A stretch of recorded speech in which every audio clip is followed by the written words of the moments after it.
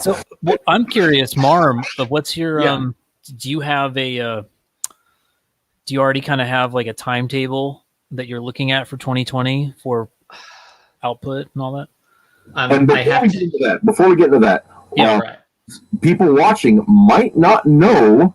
Mom, give us the elevator pitch for Jane. All right. Jane Smith, Wannabe Gladiator, is a passion project.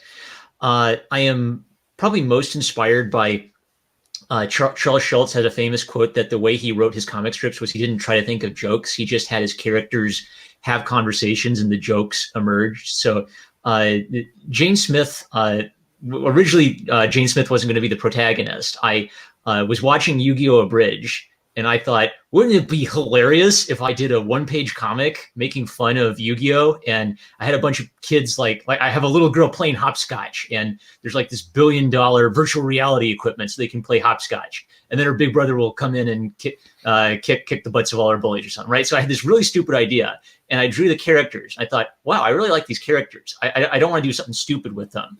And then I kind of like kept redrawing the characters, and eventually I came up with Jane Smith. And at first I was just like imagining like fight scenes without any real context. And I was always imagining like Jane Smith running away, terrified for her life, pursued by vastly superior warriors. And one of my teachers encouraged me to like never imagine things without having sketchbook paper there with you. And so I started like organizing these fight scenes into like a notebook.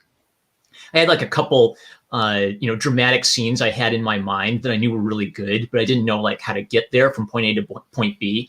And so kind of in the process of like taking all of the random doodles and sorting that into a notebook, the narrative started to emerge and her character started to emerge. And basically once I understood what her character was, everything fell into place. So it's basically the story of a very flawed young woman who suffers from like envy and a lot of self-doubt, who wants to be a virtual gladiator. This is taking place in kind of like a near future where virtual reality sports is no longer like a weird thing. It's just completely normal. It's as normal as owning a Game Boy. You can play virtual reality sports anywhere, pretty much. And her family is like a very conservative Christian kind of like middle America, down to earth family. So they don't really get that about her.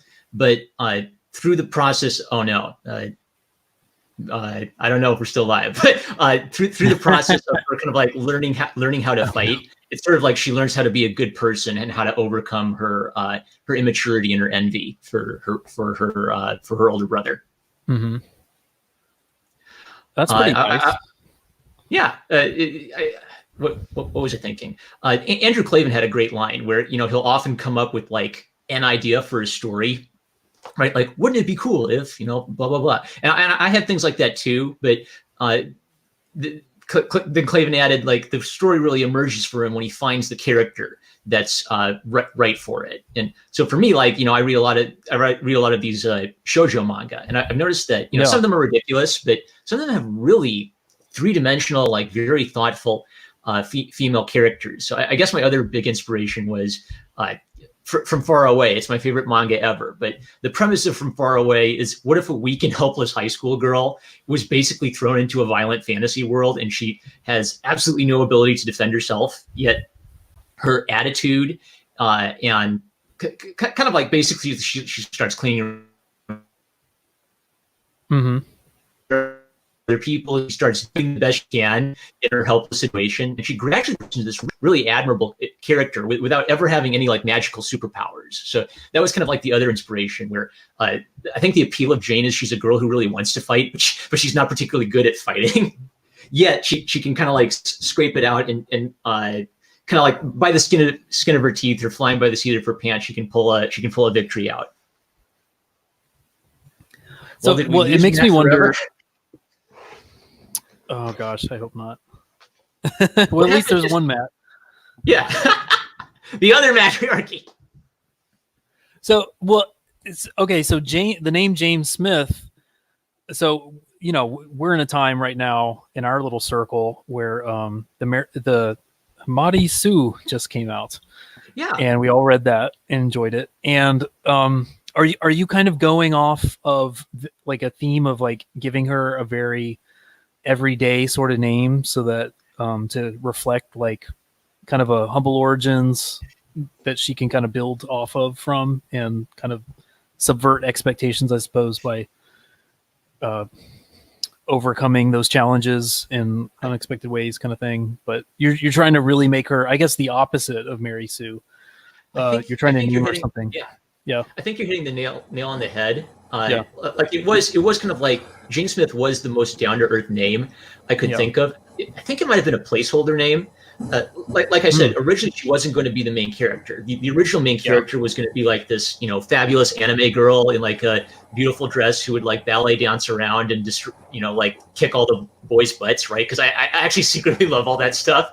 But I kind of realized, wait a second, this girl I've come up with, she's not the right character for this story. I need someone who is like, who lives on this planet. Right? So wait, Marm, are you telling me your entire life is a lie? So could you hear that while you were out for a second? Oh yeah, I could hear everything. I wanted to get some headphones so that I wouldn't have to toggle myself mute on and off again because it was interfering with my ability to free flow the conversation along. It made me feel weak and inferior. Anyway, I'm back. So I would say you should definitely follow me for updates about Jane Smith Wannabe Gladiator. If you like action adventure, if you like heartfelt character-driven stories, like my number one goal was to have like lots of big spectacular, anime style battles, but really to have a young girl's journey from immaturity into maturity to be like the central heart and soul of the whole thing. So I cannot wait. We're 10. I'm done with page 10. Just gotta letter it a little tonight, and I'm going to keep cooking. One of the things I've kind of learned by drawing it is I had the outline and the story route, but every time I sit down to do a page, because it's so much work, I want to make that page count. So I think it's forcing me to like, keep things clicking, right? Like we don't need to go into the side avenues and see every little side character's details. Let's get to brass tacks here. Yeah. Like I kind of thought, I don't know. Again, like I'm thinking about what you're doing and what George did, and how both of you guys are really tapping into like an emotional energy in your paneling, where there's attention given to the characters in terms of like the rendering detail, and then you kind of let things almost in a dreamlike way. You're the opposite of fussy with your environments, and I think that's really interesting. And it's a clear stylistic approach that, like, it's nice to see that you're comfortable with it. I guess when you're comfortable with it, it makes the reader comfortable. You know what I mean? Like it looks intentional and it looks like it's something that you're able to navigate and tell stories through. So it's working well so far. Thank you. Yeah. And I have to fight a fussy tendency in myself because I came out of realism. Right. So the temptation is I must make every fingernail correct. I must make every, shackle on the wall. Right. And really, by emphasizing the character, like I really want people focusing specifically on like, what is going through her head. And I kind of want them to pick up visually on who she is without, in a novel format, I could obviously like go into her thoughts and like write paragraphs of her inner monologue, but in a visual medium, I've got to like say it with just like what she's doing, with herself and with her face. And for me, that's the charm of comics. It's different than reading. I think reading novels is good for absorbing lots of maybe like unspoken thoughts from a character, but the comic format lets you see things. It really is just its own medium because of that. Because as an artist, you're now contributing to kind of like the writing aspect of establishing the character. Yeah. I mean, I see some of that with like Marcellus, right? Like the first time we see him, he's having this deeply emotional moment and he's crying. So you're aware of that too, kind of like the emotional inner life of the characters. Yeah. I guess it's fun to I guess story like visual storytelling is acting. and it's nice to you have to write the script and you have to understand as concretely as possible for yourself, for your own purposes, what the character is going through from panel to panel. But then you get to act it out, and you have to be able to nail, you know, they have to clearly be feeling exactly what you need them to feel, just in a single image, you know, and that's a fun challenge, which you know all about now.